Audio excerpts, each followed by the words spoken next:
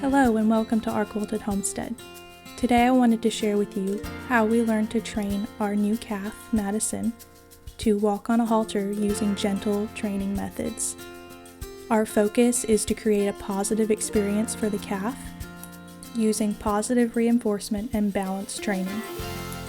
In this video, I'll be sharing our experience with our calf, Madison, but I want you to remember that every animal is an individual. Each one of them has their own likes and dislikes, fears and interests, so it's up to you, if you're watching this video for educational purposes, to understand your own animal and really make a connection with them. If you are interested in knowing where I learned to train animals from, I will share that information in the description box on this video. As we start the training process, there are some things to remember. Cattle are creatures of flight and they're easily startled. Cows like it when you are calm and slow and relaxed around them. They're very good at sensing intent, so they know what you mean with your words. Even if they don't understand what you're saying, they know when you're frustrated. Even if you're not saying anything, they can feel it. Cattle are also curious animals. They love to explore things with their noses and with their ears. If you watch the way their ears are pointing, they'll tell you what they're listening to and what they're thinking of. So take these first days in your training process to help your cow get used to you and you get used to them as well.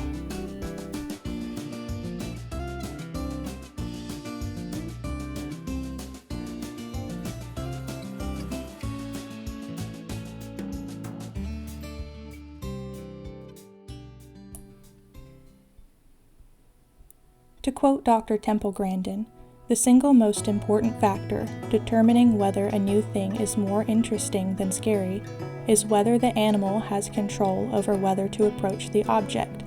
So our first step in halter training is to let Madison explore this new rope. This is a new thing and she's never seen it before. So Madison gets to sniff and check out the rope, and John's going to take some time and just rub that rope on her and get her used to the texture and the feel of it for just a minute.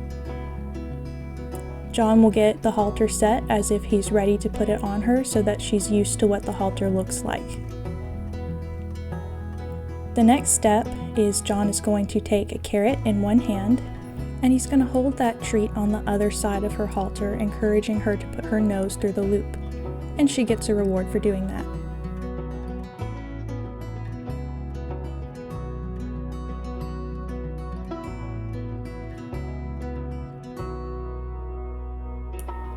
When Madison is confident doing that, he will begin to slip the halter over her ears, rewarding each time he gets a little farther. Remember to take your time as you're doing this, and it's also best to work in a small enclosed area, such as a stall or a round pen, and remove as many distractions as you can. This will help the calf to focus on one thing at a time. Training in an enclosed area is also a safety measure in case the cow should happen to take flight or get upset at something you're doing. The goal of this training session is simply to get the halter on her and have her stand wearing the halter. We're not going to try to walk her at this time. We're going to take a day or two to just get her used to wearing the halter. With this training method, it's better to keep training sessions short and positive. Remember, we're not trying to break the calf.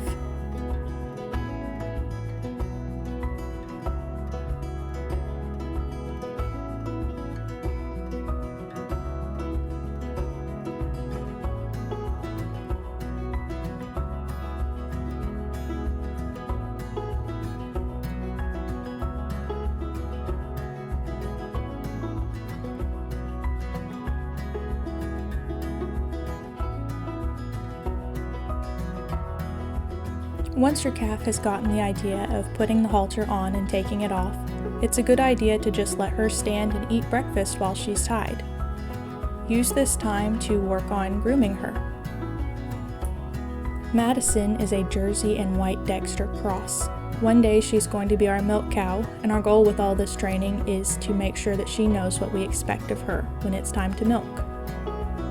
Expect to see some attitude from your calf during this time, as she is on the emotional level of about a 2-year-old human child.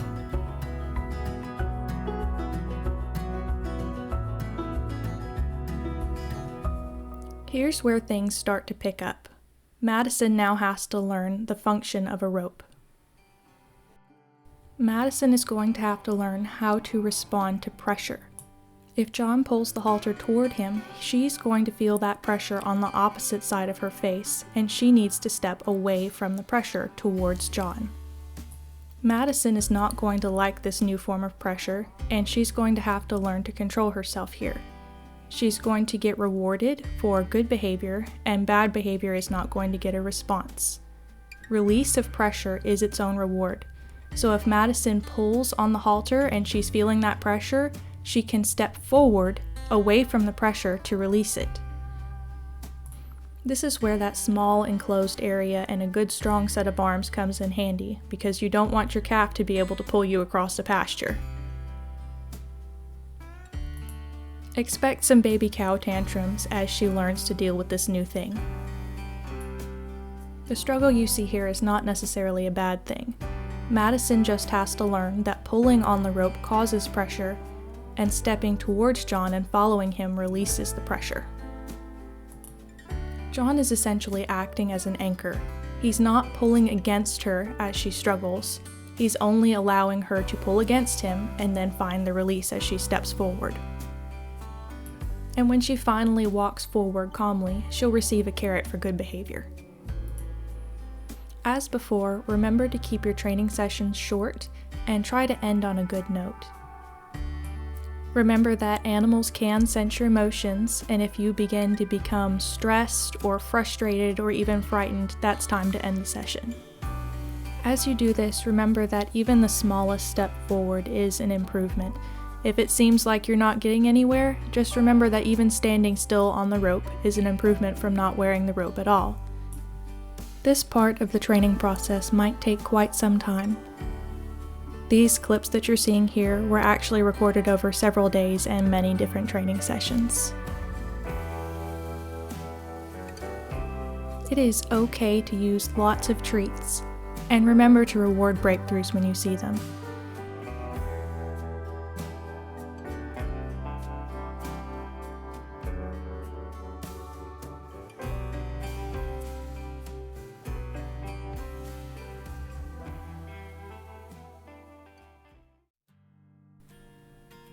Cows really love routine and repetition.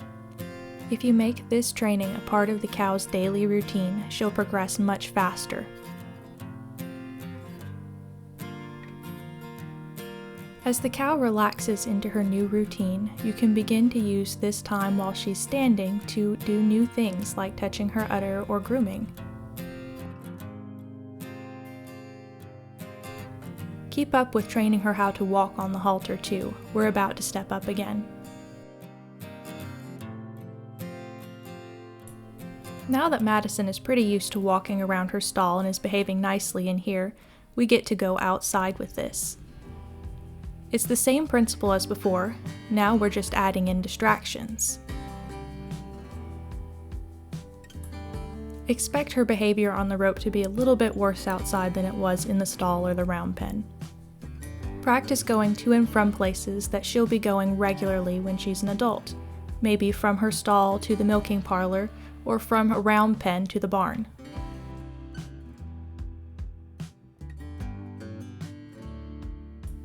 During times where Madison seemed to be regressing a little bit, I would walk in front of her with a carrot in my hand to gently entice her forward.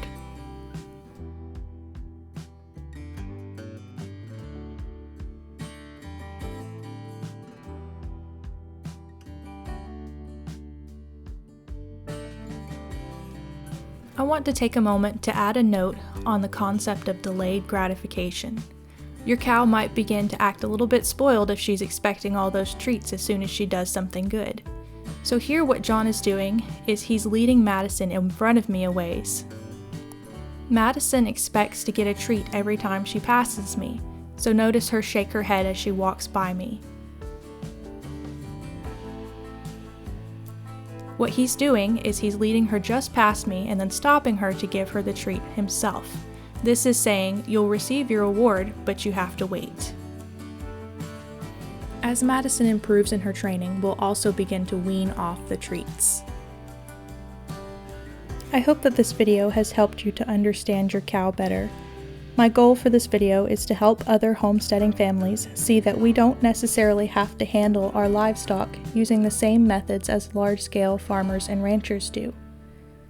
I want to encourage other homesteading families to re-examine some long-standing training methods that may have been passed down to you. While traditional breaking methods may be effective in producing the desired behavior, especially in large-scale operations where time and efficiency is of more value, these methods do not often consider the mental well-being of the animals. Gentle training methods are effective for small homestead families. They increase the trust between you and your animal, and this will create a more reliable and predictable animal if he or she is not reacting from a place of fear. If you found this information helpful, please consider liking this video and subscribing to the channel.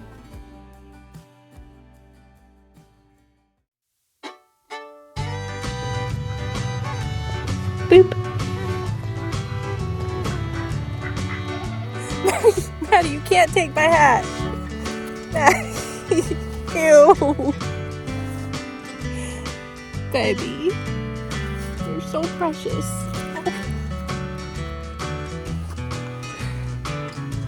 Do you love me too? I like you. That's my hood. That's my coat.